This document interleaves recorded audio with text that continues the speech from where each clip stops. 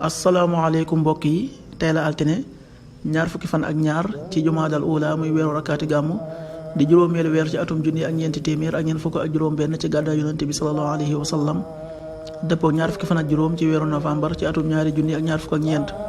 ñaar fukki fan ak ñaar bokkul ci lim yu fàtti lim bu rafet la, kon tey ca altine ji rafet na. li ñu ci gën a taamu mooy ku ca watu wala ku ca daloo. altine ju nekk sunna la ci ku ko man mu woor ko.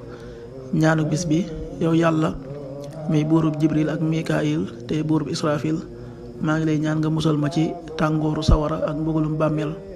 allahumma rabba jabraila wa mikaila wa rabba israfila, a'udhu bika min harri naari wa min adaabil qabr. allahumma rabba jabraila wa mikaila wa rabba israfila, a'udhu bika min harri naari wa min adaabil qabr. xadiisu bis bi: yonent bi sallallahu alayhi wa sallam nee na, ku julli ngir yàlla ñeent fukki fan ci jullik mbooloo goo xam ne dana dab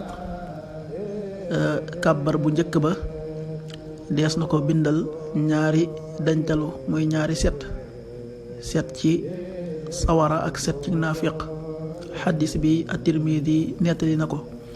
qaala rasulullahi sallallahu alayhi wa sallam, man salla lillahi 40 yawman fi jamaatin yudriku takbiratal ula kutibat lahu baraatun min annaar wa baraatun min annifaq. rawahu Tirmidi.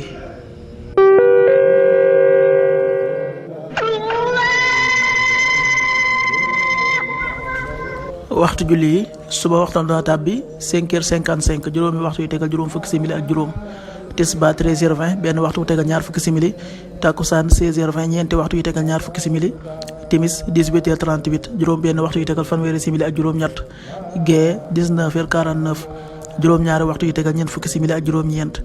loolu mooy waxtu julli yi ci Touba ak li ko wër. bu fekkee nekkoo Touba, soo ko féetee penku ñaar fukk ak juróom ñaari kilomètre dina wàññil benn simili. soo ko féetee sowwu ñaar fukk ak juróom ñaari kilomètre dina yokkal benn simili. soo ko féetee Saalum wala Gànnaar téeméeri kilomètre dina yokkal benn simili.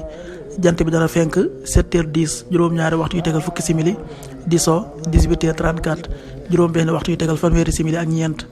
yàlla nanu yàlla nangul te nangul leen, amin.